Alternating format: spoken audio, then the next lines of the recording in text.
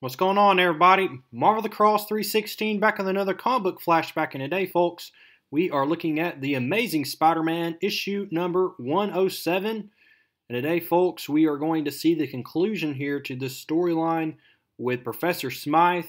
And we also see Spider-Man as he's been tangled up with this new Spider Slayer. And so what is going to happen in this issue? Well, we see on the cover here that it's going to be one of Spidey's greatest triumph. And so what is exactly going to happen and how is Spider-Man going to get out of this predicament? We're going to find all this out as we continue to look in this series, folks. How is Spider-Man going to get out of this one? He's trapped by the tentacles of death, folks. And so let's go ahead now and look at today's issue. Today's title is Spidey Smashes Through. And like I said, last issue we left on a big cliffhanger. We see Spider-Man is tangled up with artificial webs here by none other than Smythe. And Smythe looks happier than ever because he has tried 2 times in the past to try to defeat Spider-Man, and he was unsuccessful. But it might be the 3rd time is a charm here. And so this issue is brought to you by Stan Lee, who wrote this issue. We have John Romita returning back to the artwork here. We have Frank Giashoa on the inking and Artie Simek on the lettering page. And so now, folks, let's go ahead now and continue. We see that Spider-Man is going to try to buy some time here so he can regain his strength. So what he's going to do is he's going to have Professor Smythe explain exactly how he was able to design this robot. And so what we see here, he says, just because you beat me in the past, you thought you could do so again. I wanted you to think so. I wanted you to become overconfident. And Professor Smythe always gets what he wants. Always. And so we see a little bit of a little retelling from the past here when Spider-Man fought the first Spider Slayer way back in issue number 25.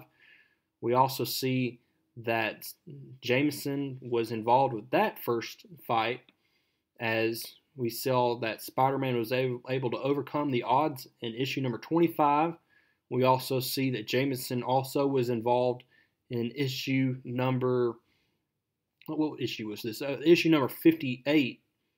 Also, and Professor Smythe failed as well when we saw that the overdose of spiders overloaded the systems in that robot, causing it to over-circuit. And so we see that Professor Smythe this entire time has been building a foolproof robot to defeat Spider-Man here. And so now that Spider-Man is just about to regain his strength, we see that Professor Smythe adds a little bit more of that vaporizing ethyl chloride to sap his spider strength. And so now Spider-Man is helpless once again. And Professor Smythe, he could unmask Spider-Man if he wants to, but what he's going to do instead is he's going to bring him back to his laboratory where all of these gang members that we met from last issue are going to be there waiting for Professor Smythe to deliver what he promised.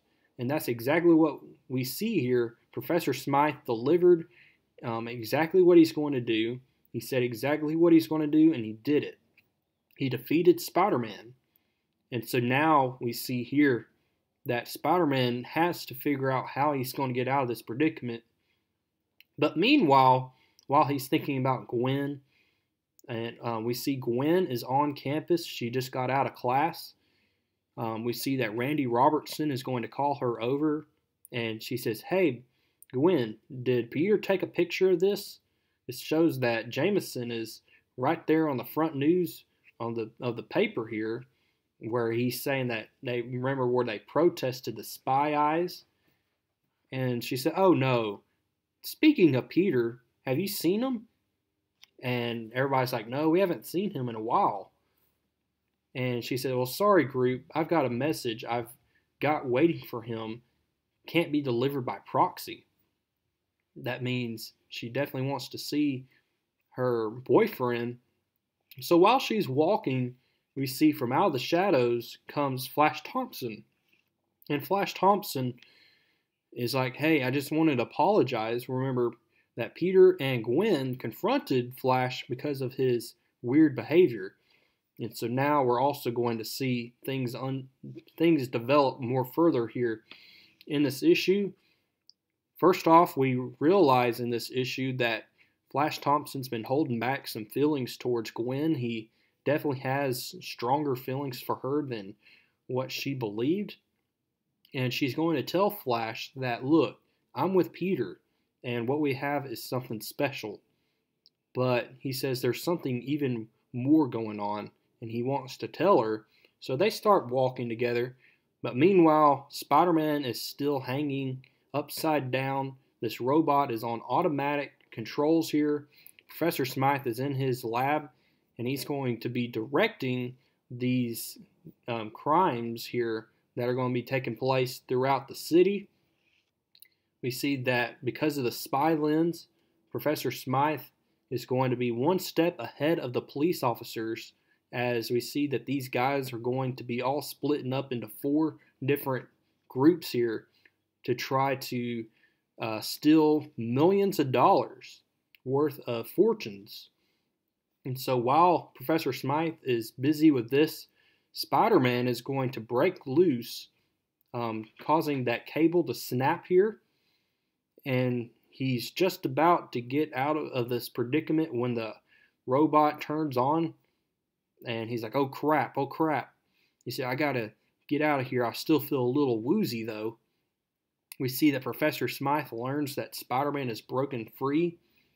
And he's like, this is impossible. How could this be? He said, at this crucial moment, he said, I gotta rely on the machine, but I'm the one who controls the machine. And so Spider-Man then is going to leap into that special-made Spider Slayer, and he's going to push a lot of buttons here, causing it to shut off here. And so now we see that Professor Smythe is not worried at all for some reason. And the reason for that is that he has these steel doors to fall back on to protect himself. And so now Spider-Man is free, and he has to worry that Spider-Man is going to try to help the police. Now, Spider-Man made a phone call to the police without Professor Smythe knowing about it. And so what we see here is the police are dismantling these spy lenses, and it's going to definitely funk up, or, it's going to really mess up Professor Smythe's plans here. And so that's what we see here. That's what's going on. Spider-Man is still wanted by the police, by the way. And so while Professor Smythe is talking to all these gang members and things are going according to plan, Spider-Man is looking and he's like, great. They're taking down these spy lenses. And then haywire starts to break loose here as all these gang members, they lose contact of Professor Smythe, and now they're at the mercy of the police here. And so Professor Smythe's like, oh no, the screens, the monitors, what's happening to them? Something's wrong. I'm not getting the images. I can't see anything. My plan is useless without the scanner's eyes. And it all happens to be Spider-Man who's responsible here. And so now Spider-Man is going to confront these gang members. And so what he does is he's going to fight these gang members. And this one guy grabs a hold of Spider-Man's ankle. But we see that Spider-Man is going to quickly get out of this predicament and take care of these guys. He webs them up for the count and leaves them for the police. And the police here are like, why would Spider-Man help his own accomplices? Because the police still think that Spider-Man's a criminal. And so now Spider-Man's going to return back to Professor Smythe's lab here, and he notices that he is not inside. Professor Smythe is now controlling the Spider Slayer, and he's like, I know you would return. But what we see here is Professor Smythe's Spider Slayer starts to foul up, the systems start to foul up, and he's like, this is impossible. I designed every part of this. It was perfect. He says, no, there's an electronic feedback. It's bucking me. It's like a machine gone mad. And Spider-Man then is going to reveal to Professor Smythe that he went into that and rewired a bunch of Professor Smythe's Spider Slayer so that he would catch Professor Smythe. And that's exactly what has happened. So now Professor Smythe's plan has been completely ruined thanks to Spider-Man. And now Professor Smythe has been defeated for a third time, folks. And so Jameson is chuckling back at the Daily Bugle here because of his picture being in the front page of the newspaper here. When all of a sudden he's going to get a visit by Spider-Man here. And Spider-Man is going to warn Jameson to never hire Professor Smythe again, because next time he's going to return Jameson over to the police. And so Jameson hopefully learned his lesson. So Spider-Man's swinging through the city, and he just so happens to see Gwen walking with Flash Thompson. And this is going to get Spider-Man's attention. But what also gets Spider-Man's attention is that the police show up and they put Flash Thompson in the police car because supposedly Flash Thompson has done something. And we're going to find out exactly what Flash Thompson did coming up next in issue number 108. I hope to see y'all there. What the heck is going on with Flash Thompson? As we look at Back to Vietnam, folks. That's the title of next issue. So I hope to see you there. Go ahead now and do me a favor and drop a like on this video. That'd be much appreciated. Comment down below what you liked about this issue and subscribe. And I will see y'all in the next one.